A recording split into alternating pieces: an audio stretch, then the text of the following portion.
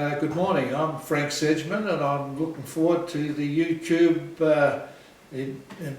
development and of Milton, and I've had a lot of experience there and had a lot of happy memories there, and I'm hoping it has a great success.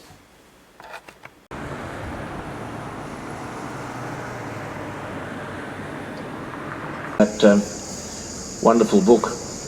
It is extraordinary, I think, that we're gathered here today in these circumstances, because this is very much, though I suspect not too many people understand, this is very much a significant part of Australian sporting history, indeed international sporting history. And I've just arrived here 10 minutes ago and straight away saw some of the people who shared that history with Fletch, and Jimmy Shepherd, who was over there, who played, and Faye Muller, who's sitting here, who was a Wimbledon doubles finalist, Betty Pratt, who played with us, and I'm sure there are others who I haven't had a chance to meet, because you see, we were amongst all of those people who every year rocked up at Milton tennis courts, got the tram. Fletch was one of them, all hoping and expecting that one day we'd win Wimbledon. Only two people did in all those years, and one was Rodney, who I know is staying with Jimmy now, and the other, of course, the great Roy Emerson. However, amongst that panoply of people who paraded in and out of those gates, and there were thousands of them, and Graham, if I could just say, it's a great sadness for those of us who saw history made over and over and over again, particularly by the great Labor and others, to see Milton as it is now, which to us, of course, is one of the great sporting theatres of the world. But amongst all of those people who caught the tram and went in and out, very few, including Rodney, were better than this man we honour today, Ken Fletcher. And here he's right. I drove past, I made sure that the driver took me this morning past 524 Ipswich Road, where we'd walk up those steps, and Fletcher's mum would have a baked dinner for us, and the great excitement when, of course, he got chosen in the Davis Cup team, and in those days they gave all this gear out, and Fletch saw the gear and he'd never had anything like it in his life. But he was part of all our lives, and as were those age titles.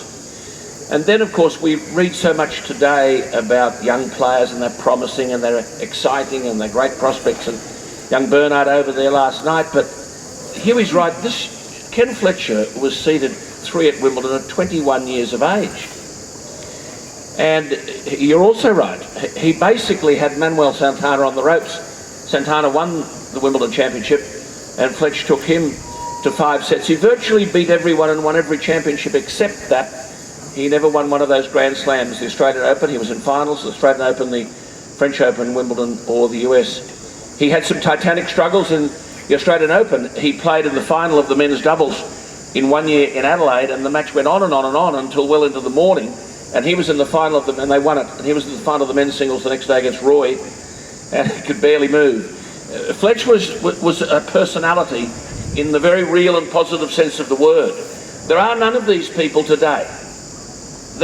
Sport to him was the essence of what he was doing. Yes, winning was important, but it is true he won the Grand Slam of mixed doubles with Margaret Court, and in fact they were lining up. They were coming. It was the final of the US Open. It was at Forest Hills, and Fletch arrived. And Margaret, this was history. No one had won a Grand Slam of mixed doubles, and this was history. And Margaret, the great Margaret Court, took all this very seriously, and she turned around and she saw Fletch arriving. And Fletch looked like the bottom of a bird cage. He was dressed, he had a pair of thongs on and had shorts or whatever. And Margaret looked at him in absolute disgust and said, "Fletch, you haven't even shaved. We're playing here today for history and you haven't shaved." He said, "Margaret, don't worry about me not having shaved. I haven't slept either." And they went on to win it.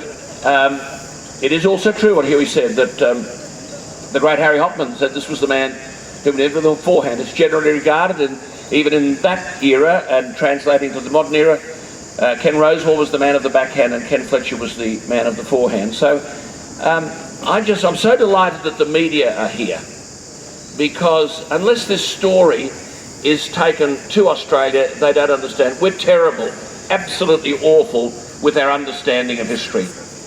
I was only recently, one of the staff in my office was on the phone as I walked in. I'd just come off air, And I heard the staff who were saying, no, Mr. Jones is not available.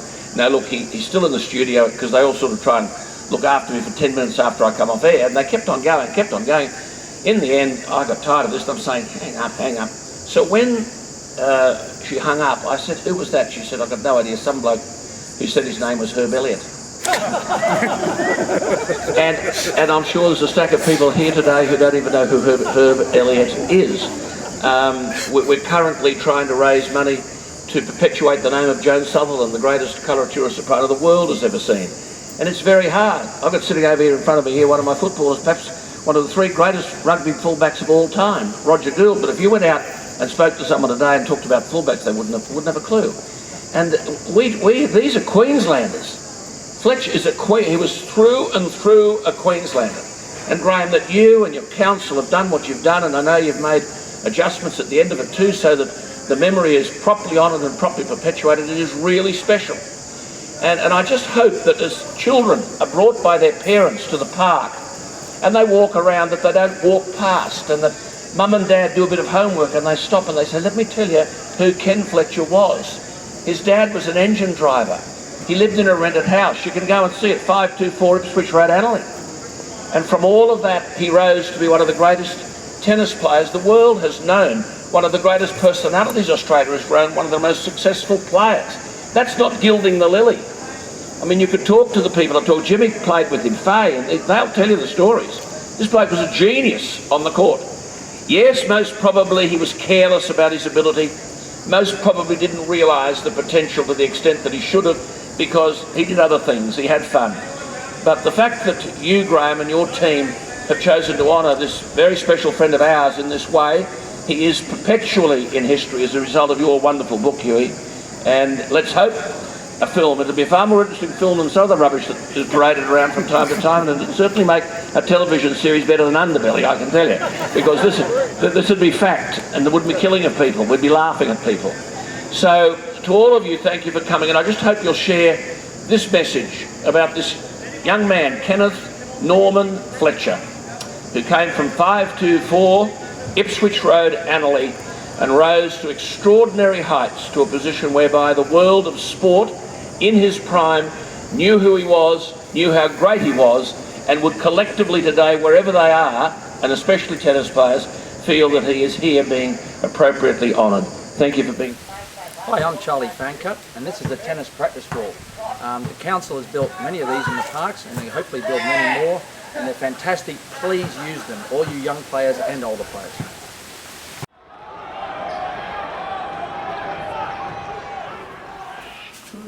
Send my comments to the Lord now.